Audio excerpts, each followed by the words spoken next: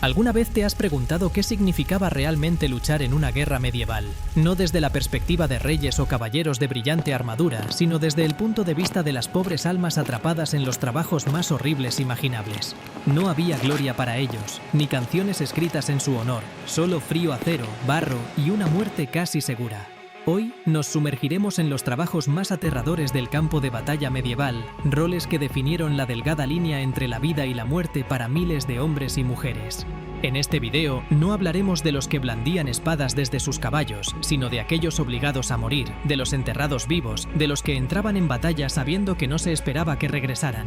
Desde los hombres forzados a marchar hacia el fuego enemigo con solo un escudo de madera, hasta los que excavaban túneles bajo castillos, rezando para que la tierra no se les viniera encima, esta es la brutal y cruda faceta de la guerra medieval que no se ve en las películas. Pero antes de adentrarnos en estos horrores olvidados, te pido un favor, suscríbete a nuestro canal y dale a me gusta a este video.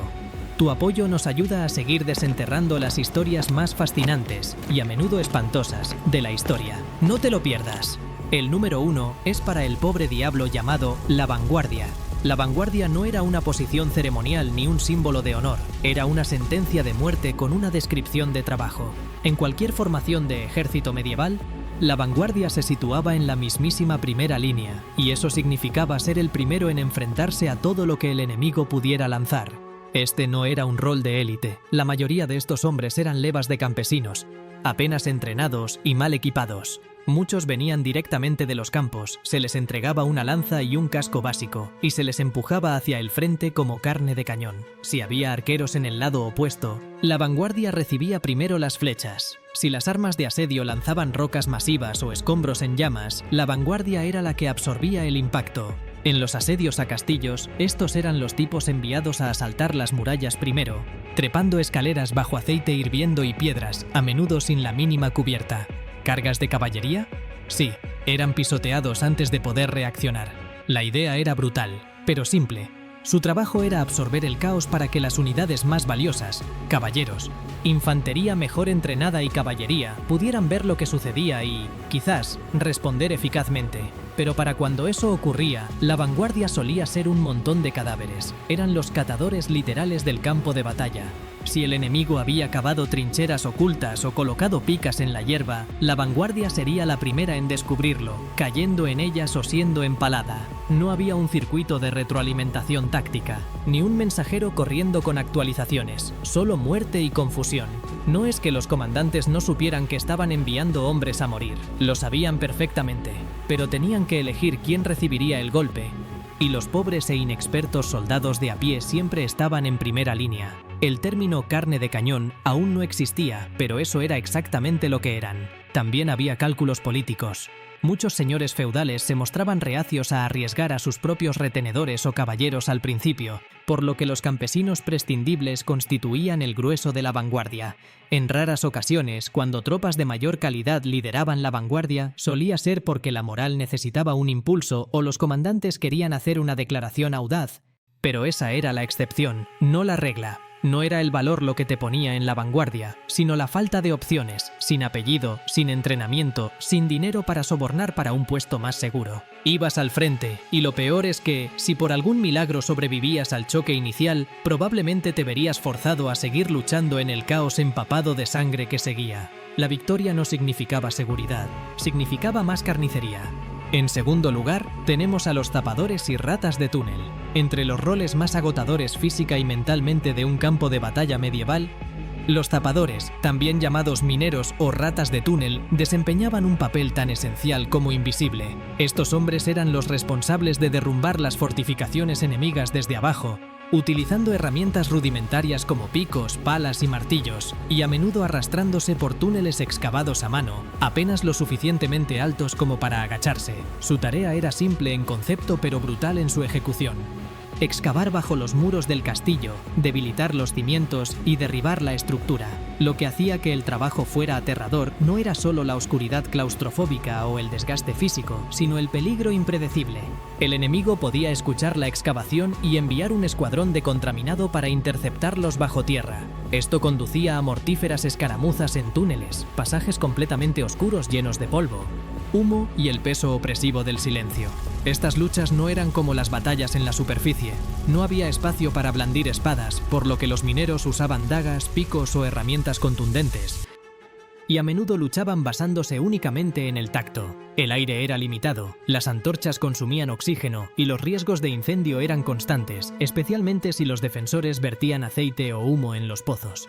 En algunos asedios, los defensores recurrían a inundar los túneles, prenderles fuego o derrumbarlos deliberadamente para enterrar vivos a los tapadores. A pesar de lo esenciales que eran para el éxito de un asedio, los tapadores rara vez recibían reconocimiento. La mayoría eran plebeyos pagados con una miseria, y una vez que un muro caía, el crédito solía ir a los caballeros que cargaban después. Pero sin estos tuneleros, muchos asedios se habrían prolongado durante meses o habrían fracasado por completo. Algunos castillos incluso tenían complejas defensas de contraminado, como cimientos revestidos de piedra o fosos profundos, específicamente para evitar que los tapadores se acercaran lo suficiente para trabajar.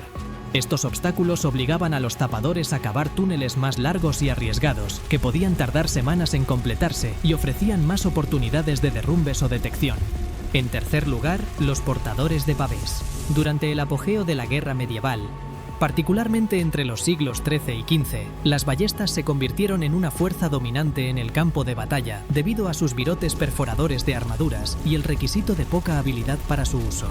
Pero tenían un grave inconveniente, un largo tiempo de recarga. A diferencia de los arcos largos que podían disparar varias flechas por minuto, las ballestas, especialmente los tipos más potentes con manivela o craniquete, requerían un tiempo y un esfuerzo considerables para recargar, dejando al tirador completamente expuesto.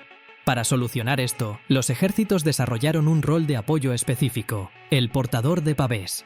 Estos eran hombres encargados de llevar grandes escudos, a menudo curvos, conocidos como pavés, que podían ser clavados en el suelo para formar un muro portátil delante de los ballesteros durante los asedios o las batallas campales. Aunque esto pudiera sonar como un rol de apoyo logístico, en realidad era una de las posiciones más peligrosas del campo. Los portadores de pavés tenían que avanzar delante de la línea principal y permanecer de pie o de rodillas, sosteniendo un enorme escudo hecho de madera y cuero, reforzado con bandas de metal, y tenían que hacer todo esto mientras las salvas de flechas, virotes e incluso las primeras armas de pólvora rasgaban el aire. El pavés solo era efectivo si permanecía erguido, lo que significaba que el portador no podía simplemente soltarlo y correr. Necesitaban anclarlo, afianzarlo y sostenerlo incluso bajo fuego intenso. Si la caballería enemiga lograba abrirse paso, los portadores de pavés eran de los primeros en ser arrollados. No podían defenderse fácilmente porque tenían las manos ocupadas, y la mayoría ni siquiera estaba equipada con un arma adecuada, quizás una espada corta o una daga como mucho. En muchos casos tampoco se les daba mucha armadura, lo que los convertía en blancos fáciles para los arqueros enemigos. No eran soldados de élite ni guardias bien entrenados, más a menudo eran campesinos reclutados, auxiliares contratados o los hombres de menor rango en la compañía. Su trabajo no era glamoroso y no era opcional. Alguien tenía que interponerse entre el ballestero y la inminente lluvia de muerte, y ese alguien no iba a ser un caballero o un oficial. Su papel era esencial, especialmente en asedios prolongados donde los intercambios a distancia podían durar horas. Hemos explorado solo algunos de los roles más ingratos, desde la sentencia de muerte que era la vanguardia, pasando por la claustrofobia de los túneles hasta la exposición total de los portadores de pavés. Antes de continuar con los hombres que eran literalmente blancos humanos y los horrores de la medicina en el campo de batalla, queremos saber tu opinión. ¿Cuál de estos tres trabajos te parece el más aterrador hasta ahora? Déjanos tu comentario aquí abajo. En cuarto lugar, tenemos el trabajo del mensajero. En el fragor de la batalla, entregar un mensaje no era una tarea cualquiera, era apostar tu vida en cada intento. Los ejércitos de la época no eran filas ordenadas de tropas con auriculares o señales de colores. Una vez que las espadas chocaban y las flechas comenzaban a volar, el ruido, el movimiento y la confusión eran abrumadores. Se volvía casi imposible controlar algo de forma centralizada, por lo que los comandantes dependían de mensajeros humanos para llevar información vital de una parte del campo de batalla a otra. Estos mensajeros a menudo iban a caballo, pero no siempre, especialmente en terrenos más estrechos o escaramuzas más pequeñas. El trabajo no estaba reservado para caballeros o nobles, pero requería a alguien rápido, tranquilo bajo presión y lo suficientemente inteligente como para memorizar frases exactas o instrucciones complejas sobre la marcha. Un error o un retraso podría costar, literalmente, cientos o incluso miles de vidas, sí. Por ejemplo, los refuerzos no llegaban a tiempo, o una unidad se movía en la dirección equivocada, y los riesgos no se limitaban a perderse o ser malinterpretado. Los mensajeros de batalla tenían que moverse físicamente a través de zonas de combate donde amigos y enemigos se mezclaban caóticamente.